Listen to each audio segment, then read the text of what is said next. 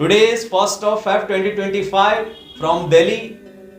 I am going to comment on the stampede at Mahakumbh 2025 2025 Mahakumbh में जो भगदड़ मची है उसके ऊपर आज हम कुछ प्रतिक्रिया देंगे। लेकिन क्विकली शॉर्ट में ये रिलीजन और स्पिरिचुअलिटी का कंसेप्ट समझ लेना आवश्यक है कि स्पिरिचुअलिटी क्या है। Spirituality is the self expression, please understand. और ये कोई जेब से मैंने कोई डेफिनेशन निकालनी ली बेचने के लिए, ये बहुत ही साइंटिफिक, बहुत ही माइक्रो इलेक्ट्रॉनिक्स के माइक्रोस्कोप से जाकर देखी हुई और पहचानी हुई डेफिनेशन है कि स्पिरिचुअलिटी क्या है। Self expression. सेल्फ एक्सप्रेशन का मतलब है जैसा एक इंसान जीवन जीना चाह रहा है, जैसा एक इंसान जीवन जीना चाह रहा है वैसा वो नहीं जी पा रहा है। जो लड़की उसे चाहिए उसे वो नहीं चाहिए, और जिसे वो चाहिए वो किसको चाहिए। और जो पैसा वो कमाना चाह रहा है, जो मान सम्मान, जैसा रहना खाना पीना सोना कपड़े, जैसा आचरण, जैसी आबो हवा, जैसी नींद, जैसी शांति, जैसा सुकून, जैसा भी उसका अस्तित्व है, जो भी उसकी अभिव्यक्ति है, जैसा वो जीना चाह रहा है वैसा वो नहीं जी पा रहा है, तो उसके जीवन में कष्ट उत्पन्न हो रहा है। और वो सोच रहा है कि ये कष्ट क्यों हो रहा है। शायद कोई पिछला जन्म रहा होगा जिसमें मैंने बुरे कर्म किए होंगे, तो भगवान ने हिसाब किताब रखा होगा जिसकी वजह से मुझे इस जन्म के अंदर ऐसे ऐसे जीवन जीना पड़ रहा। Please understand. तो इंसान जब जैसा जीवन जीना चाहता है वैसा नहीं जी पाता है, तो वो ये सब कल्पनाओं में घुसता है, इन सवालों में घुसता है कि दुनिया किसने बनाई, ये कौन चला रहा है, do we have a free will, मैं कौन हूं। आप सोचो, जो आदमी ऐसा सोच रहा है ना, मैं आपको ईमानदारी से बता रहा हूं वो कितना टाइम पास हो, कितना फर्जी, कितना फ्रॉड, कितना बेईमान आदमी है वो। ओ, ओ, ओ, ओ, ओ, ओ, ओ, क्या बोल दिया, उतना बेईमान आदमी है वो। ईमान का मतलब क्या होता है, जैसा मैं जीवन जीना चाहता हूं वो कम से कम एक्नॉलेज में करूं, एक बार कागज पे लिख लूं, एक बार किसी को बोल दूं, और कोई ना सुनना चाहे तो कम से कम एक वीडियो तो रिकॉर्ड कर लूं, एक बार कांच को तो बोल दूं। इतनी ईमानदारी भी उसके अंदर नहीं है। जैसा वो जीवन जीना चाह रहा है और उसको जीवन जीने का प्रयास यदि वो करे तो उसको बोलते हैं ईमान से जीना, ईमान लाना, अपना जो ईमान है उसको मुसम्मल करना, मुसल्लम करना मुसल्लम करना, मुसल्लम। I am against dead food anyway, but मुसल्लम करना, अपने ईमान को मुसलमान बनना। असली मुसलमान का मतलब वो नहीं होता जो दाढ़ी टोपी लगा लेता है और समझ गया ना वो सब। तो ना तो वो कोई रिलीजन है, रिलीजन तो क्या है, धर्म है। और धर्म क्या है, मतलब रिलीजन तो संप्रदाय है, और जो वास्तव में धर्म है वो इंसान का स्वभाव है, वो एक्सप्रेशन है, वो स्पिरिचुअलिटी है। असली स्पिरिचुअलिटी जो है ना वो इंसान का स्वभाव है, इंसान की अभिव्यक्ति, इंसान का एक्सप्रेशन है। तो जब वो इंसान जी नहीं पाता, वो क्यों नहीं जी पाता है, अरे बेवकूफ होता है ना, इसलिए नहीं जी पाता है इसीलिए कहता है कि शरण में आ जाना चाहिए समझदारों की। जो भी लगे आपको, मैं नहीं कह रहा हूं कि आप मेरी शरण में आ जाओ, लेकिन जो कोई व्यक्ति ऐसा मानता है कि हम समझदार हूं तो उसको तुरंत टाइम वेस्ट किए बिना। आज एक लड़की को सुबह सुबह हमने कितना हड़काया क्योंकि उसने हमारा 5,000 करोड़ का दिसंबर 2024 वेस्ट कर दिया। वो बोलते रही कि मैं ये करना चाहती हूँ, वो करना चाहती हूँ, ये करूंगी वो करूंगी, लेकिन कम्युनिकेट नहीं करती थी और जॉब में फंसी रहती थी और सिर्फ वीकेंड पर कम्युनिकेशन के लिए उपलब्ध रहती थी। तो वही साहब, जो इंसान सिर्फ वीकेंड पर कम्युनिकेशन के लिए, वर्चुअल कम्युनिकेशन के लिए उपलब्ध रहे तो उसे तो खराब ही कर दिया। तो एक एक जो महीना होता है ना, इंसान को लगता है कि ऐसे ही निकाल दो। लोग ऐसे ही निकाल दिए 2021, 2022, 2023, 2024, 2025 ऐसे निकाल देते हैं। तो असली स्पिरिचुअलिटी वो होती है, मैं सारी बात यहां पर आपको कहना चाह रहा हूं कि असली स्पिरिचुअलिटी ये होती है कि एक एक पल के अंदर से, हर पल की सीप से मोती ही तू चुने। वो जो हर एक पल है उसके अंदर एक मोती है, उसके अंदर जैसा जीवन जीना चाह रहे हो वो जी तो लो। अरे 1% तो जी लो यार, 1% आप जीवन जी लो जैसा आप जीवन जीना चाह रहे हो, तो आपके मन में ये प्रश्न वैसे ही खत्म हो जाएंगे जैसे कि उठे ही नहीं थे। वो किसके मन में नहीं उठते हैं, कोई बच्चे के मन में नहीं उठते हैं। बच्चों को जबरदस्ती आप दिखाओगे ना ये धारावाहिक वगैरह ये सब भजन वगैरह सुनाओगे ना तो बच्चा सवाल पूछता है, मम्मी मम्मी ये शिव भगवान है, शिव भगवान है, विष्णु भगवान है मतलब जो शिव और विष्णु है बेसिकली वो फोर्सेस हैं। जैसे कि फोर्सेस है ना यार, अब ये फोर्सेस, ये हर सब कुछ फोर्स है, प्लीज अंडरस्टैंड। ये ग्रेविटी एक फोर्स है, ये intermolecular, intramolecular, weak nuclear, strong nuclear, magnetic, electric, ये सारे के सारे फोर्स हैं और ऐसे इनफाइनाइट फोर्सेस हैं। ये बात रजनीश ने एडमिट करी है साफ साफ, that creator does not exist, only creation does, and the creation is a Leela, a play of infinitely many forces. तो इन्फिनिटली मैनी फोर्सेस के कुछ कुछ जो कलेक्शंस हैं, कॉम्बिनेशंस हैं, वो एक दूसरे के साथ टकराते रहते हैं, उससे कुछ ना कुछ एक्सपीरियंसेस उत्पन्न होते रहते हैं, कुछ ना कुछ डायमेंशंस उत्पन्न होते रहते हैं। तो ये सब क्या हो रहा है दिमाग में, क्या हो रहा है दिमाग में, बेसिकली वो फोर्सेस एक दूसरे से टकरा रहे हैं ना, जिसकी वजह से एटम्स पिक्चर में आ रहे हैं और उसकी वजह से पेप्टाइड्स बन रहे हैं, जिसकी वजह से प्रोटीन चेन्स बन रही है, जिसकी वजह से कार्बन चेन्स बन रही हैं। तो उन कार्बन चेन्स उन पेप्टाइड्स और उन प्रोटीन्स की वजह से, उन अमीनो एसिड्स की वजह से ये न्यूरॉन्स बन रहे हैं और न्यूरॉन्स के अंदर से इलेक्ट्रॉन दौड़ रहा है। और इलेक्ट्रॉन के दौड़ने का मतलब क्या है, इलेक्ट्रॉन के दौड़ने का मतलब है कि वो फोर्स है, वो फोर्स इधर से उधर से जा रहा है, इधर से उधर जा रहा है, लगा रहा है एक दूसरे के ऊपर, तो वो फोर्स की लीला चल रही है। तो बेसिकली न्यूरॉन के अंदर विचार आ रहा है, that's the whole point I am trying to make here, please understand.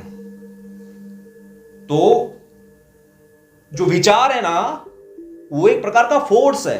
वो फोर्स, यहां पर बहुत सारे फोर्सेस एग्जिस्ट करते हैं, उन फोर्सेस के साथ में जाके टकराता है, तो उससे जाके जो वेव का फंक्शन कोलैप्स होता है, तो इंसान की रियलिटी उसके सामने आती है। तो ये रियलिटी, जो जिंदगी हम 9 साल से जी रहा हूं, इकिगाई जिंदगी हम जी रहा हूं, वो उसमें विचार का एक बहुत बड़ा पार्ट है। तो वो विचार जो है और ये जो शक्तियां जो हैं, उन शक्तियों को सिंबलाइज किया हुआ है दुर्गा माता के फॉर्म में, काली माता के फॉर्म में, विष्णु के फॉर्म में, गणेश के फॉर्म में। गणेश बेसिकली क्या है, अव्यक्त से व्यक्त में एक्सपीरियंस को लेकर आने वाला मैनिफेस्टर है, manifester, destroyer of obstacles. Destroyer of obstacles मतलब क्या है कि जो चीज व्यक्त में नहीं थी, मतलब एक्सपीरियंस में नहीं थी, इसके एक्सपीरियंस में नहीं थी, इंसान के एक्सपीरियंस में नहीं थी। जो चीज इंसान के एक्सपीरियंस में नहीं है, उससे हमको क्या लेना देना। और यही बात वो सारी स्पिरिचुअल जो एनलाइटनमेंट और अवेकनिंग है ना लोगों की, उसके ऊपर आ जाती है कि जो भी वो सारी चीजें बता रहे हैं, वो तो सब विचार के आधार पर बता रहे हैं। विचार के हुक से लेकर आए उन चीजों, उन इंफॉर्मेशन को कॉम्प्रीहेंड किया है, वो सब कुछ ह्यूमन कॉम्प्रीहेंशन के अंदर है कि अब मैं विचार शून्य हो चुका, अब यहां से समाधि घट चुकी, अब मेरा परमात्मा से मिलन हो चुका, परमात्मा मेरे को कम्युनिकेट कर रहा है कि ये सब ज्ञान ले ले और ये धरती पे जाकर लोगों को बता। आप सोचो कितना बड़ा फ्रॉड है। तो ये सब फ्रॉड है।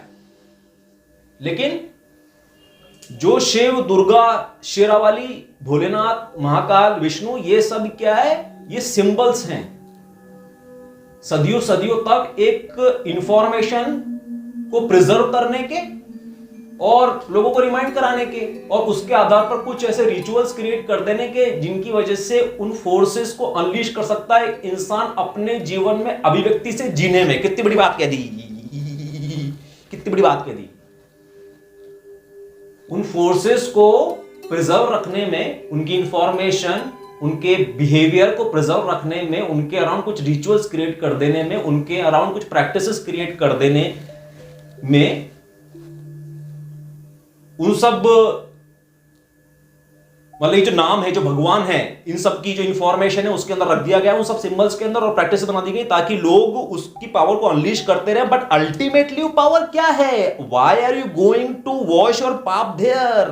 Because you want to live in a certain way. आप इसको एक बार ईमानदारी से पूरे ईमान को लेकर आके, पूरा ईमान आप लेकर आइए और पूरे लॉजिक के साथ में एक पल शांति से एक इंसान बन के, एक सामान्य लॉजिकल इंसान बन के, एक भारतीय होके या हिंदू होके या कोई शिव का पुजारी होके या कोई देवी का पुजारी होके या नास्तिक होके भी, नास्तिक होना भी एक बहुत बड़ी प्रॉब्लम है, प्लीज अंडरस्टैंड। वो फंस चुका उस लूप में कि दिस इज द एंड, और नास्तिक बोल रहा है this is not the truth. नास्तिक ये नहीं कह रहा है कि जो ट्रूथ है वो कैन नॉट बी फाउंड, वो कुछ और ट्रूथ बता रहा है। तो नास्तिक के तो अपने अपने हो सकते हैं, मतलब मैं नास्तिक नहीं हूं, नास्तिक और आस्तिक का फंडा ही नहीं है। आई एम नॉट अ नास्तिक person, nor I'm an astic person because I understand what is the meaning of Aastha. Aastha is basically reticular activation system की प्रोग्रामिंग. तो जैसे वो फिल्म आई थी ना, वेब सीरीज आई थी सुभाष के बोझा शक्तो, उसके अंदर ये शुरू शुरू में सीन दिखाया था कि क्लास चल रही है, उसमें अंग्रेज प्रॉप है और क्लास के अंदर एक जो बच्चा है वो ताबीज लेकर बैठा हुआ है गले के अंदर और एग्जाम पे लिख रहा है. तो मतलब वहां पर कुछ ऐसा सीन बन गया था कि वो अंग्रेज प्रॉप जो था बच्चे को ऐसा बोल रहा था कि ये ताबीज मेरे को दे दे, बिकॉज ताबीज डज नॉट मीन एनीथिंग. मतलब ये तो जो मीनिंग आप उसको देते हो वही है, वो सच्चाई है. सच्चाई ये है कि वो उसमें कोई मीनिंग है ही नहीं, वो तो आपने दिया हुआ है उसको. तो ये बात सुभाष चंद्र बोस उठकर पूछता है कि मतलब अगर जिस इंसान का जो मीनिंग है, जिस चीज का जो मीनिंग है मेरी दृष्टि में, यदि मुझे अगर वो सच्चाई है तो मुझे फिर वैसे एक्ट करना चाहिए आपके हिसाब से. आप समझ रहे हैं ना, मतलब किसी इंसान की जो भी वैल्यू है मेरी दृष्टि में मुझे वैसा ही उसके प्रति एक्ट करना चाहिए. ऐसा सुभाष चंद्र बोस ने फैकल्टी को पूछा तो फैकल्टी ने बोला हाँ. तो सुभाष चंद्र बोस ने चप्पल उठाई और दे दनादन उसको मारना शुरू किया और गाना पीछे बजने लगा, सुभाष के बोझा शक्तो, सुभाष के बोझा शक्तो, स्वाधीनाते रखतो, समथिंग समथिंग. वो गाना पहले हमको याद था. बट हम क्या कहना चाह रहे हैं, हम क्या कहना चाह रहे हैं कि वो एक मीनिंग यदि आप उसको दे दें, अपने शिव को वो मीनिंग दे दें, अपने किसी रिचुअल को वो मीनिंग दे दें, किसी विष्णु सहस्रनाम को वो मीनिंग दे दें, तो मीनिंग काम करता है. That is the logic, that is a science behind आस्था. तो किसी की आस्था को हर्ट नहीं करना चाहिए. यस, तो हम तो किसी की आस्था को हर्ट करते नहीं, हम तो हमेशा नमन करते हैं किसी की भी आस्था को. बट जहां पर एक रैशनल डिस्कशन होगा और मुद्दे की ओर ईमान लाने वाली बात होगी तो वहां पर हमको कहना पड़ेगा कि ये अल्टीमेट ट्रुथ नहीं है, अल्टीमेट ट्रुथ नहीं है, लेकिन ये एक बहुत पावरफुल ट्रुथ है, एक साइंटिफिक ट्रुथ है. जैसे बिजली है, जैसे गुरुत्वाकर्षण है, जैसे पानी का और हवा का बॉयंसी फोर्स है जिसको इस्तेमाल करके हम बढ़िया उड़ सकते हैं और पानी के अंदर तैर सकते हैं, बहुत कुछ कर सकते हैं, जिंदगी जी सकते हैं. मैं तो वही कहना चाह रहा हूं आपको. तो जो आदमी कृपा मांग रहा है ना किसी भगवान की, अल्टीमेटली वो अपनी जिंदगी को वैसे जीना चाहने की कुछ फैसिलिटेशन मांग रहा है. Please understand. तो अब कुंभ की बात आती है तो कुंभ तो बेसिकली मैंने क्या बोला कि अब जो वो स्टडी आ गई, पहली बात तो बहुत साइंटिफिक और बहुत ही डीप और बहुत ही टेक्निकल लेवल की चीजें हैं. वो शिव, दुर्गा, शेरावाली और जो भी महाकाल और विष्णु है. तो यहां पर डिस्क्रिमिनेशन आ जाता है. जो डिस्क्रिमिनेशन करते थे ना कुछ उच्च जाति के लोग, कुछ लोगों को नीच मानते थे किसी भी आधार पर, तो मैं वो उस प्रकार का डिस्क्रिमिनेटिव टाइप का आदमी हूं. मतलब नाम और जाति के आधार पर नहीं, लेकिन दिमाग के आधार पर. तो जिस व्यक्ति के अंदर दिमाग कम है ना उसको टच नहीं करने देना चाहिए. तो वो सेक्रेट प्रैक्टिसेस है ना, वो बहुत ही स्पेसिफिक और इंटेलेक्चुअल और बहुत ही कमिटेड लोगों के लिए होनी चाहिए, जिनके लिए ये अखाड़े वगैरह बना दिए गए. तो इनके जो प्रमुख हैं और मठाधीश वगैरह हैं, इनको प्राथमिकता मिलनी चाहिए और इनके लिए सारे इंतजाम होने चाहिए. और शांति में, सुकून में, एकदम पूरे वेदों के उद्घोष के साथ में, बढ़िया म्यूजिक के साथ में इनका स्नान वगैरह होना चाहिए. बाकी सारे गुलामों को अपने घर बैठना चाहिए और हमारे लेक्चर देखने चाहिए और काल भैरव पे जो हमने लेक्चर दिए वो पढ़ने चाहिए, वो सुनने चाहिए और काल भैरव का अभ्यास करना चाहिए. उसकी विधियों का आते जाते सांस पे ध्यान लगाना चाहिए और उस ध्यान के माध्यम से अपनी भाषा साधनी चाहिए, अपनी इकिगाई लाइफ साधनी चाहिए, अपना म्यूजिक साधना चाहिए, गिटार, पियानो, तबला, बांसुरी, माउथ ऑर्गन, ये सब साधना चाहिए. ये फ्लूट, मतलब आते जाते सांस के ऊपर आपका ध्यान होना चाहिए और साथ में फिर आप बांसुरी आपकी बजनी चाहिए. तो वहां जाकर आपको वर्तमान का अभ्यास करना चाहिए. वहां जाकर आपको मतलब तब जाकर आपके पाप धुलेंगे. पाप धुलेंगे मतलब क्या है, वो पाप क्या है कि जहां पर न्यूरोप्लास्टिक एनर्जी स्टक हो गई है. स्टक क्यों हो गई है? क्योंकि आप अज्ञानता में जी रहे हैं. आप ऐसे लोगों के साथ में नहीं जी रहे हैं जो लोग अपनी अभिव्यक्ति में जीते हैं. मतलब आप हमारी शरण में नहीं आ रहे हैं.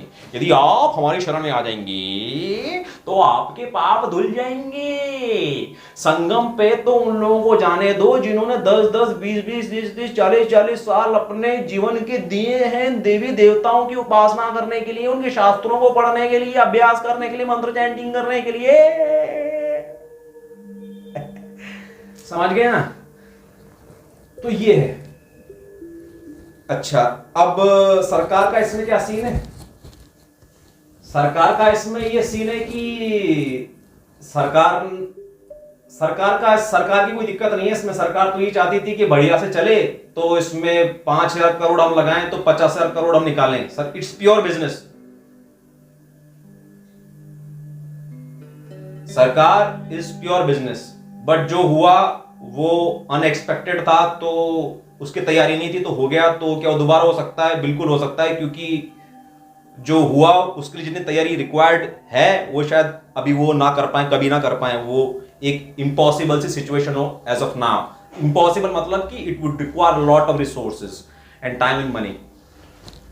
तो सरकार की कोई प्रॉब्लम नहीं है, लेकिन जो मठाधीश वगैरह हैं ये लोग स्टेटमेंट दे रहे हैं, सरकार का इस्तीफा मांग रहे हैं। सरकार का इस्तीफा, और इसको बहुत जो मीडिया है, जो प्रमुख मीडिया, वो बहुत दिखा भी रही है। तो प्रमुख मीडिया का जो काम होता है वो कंट्रोल्ड अपोजिशन वाला काम होता है। अभी हम मीडिया के सामने जा रहे हैं तो हम ज्यादा मीडिया की पोल नहीं खोलेंगे और ज्यादा उनके खिलाफ बात नहीं करेंगे। बट मोटी मोटी बात यह है कि ये सब स्टेज्ड है और नागरिकों को एक बैलेंस दिखाना पड़ता है कि सरकार की जो जिम्मेदारियां थी सरकार ने पूरी नहीं की, तो उसके खिलाफ भी लोग बोल रहे हैं, और जो लोग बोल रहे हैं उनको फुटेज भी मीडिया में दिखाई जा रही है। और सरकार को भी मतलब भी अल्टीमेटम देके रखना पड़ता है। सरकार और विपक्ष की बैलेंसिंग है, मतलब बहुत ही स्टूपिड और बहुत ही चीप चीज है। उसमें कोई अभिव्यक्ति नहीं है। मतलब जिसको लोग बोलते हैं गंदी राजनीति, I do not want to use that word, because वो पूरी राजनीति पे जा रही है वो बात। मतलब I don't want to get there. मोटी मोटी बात हमने ही बता दी है।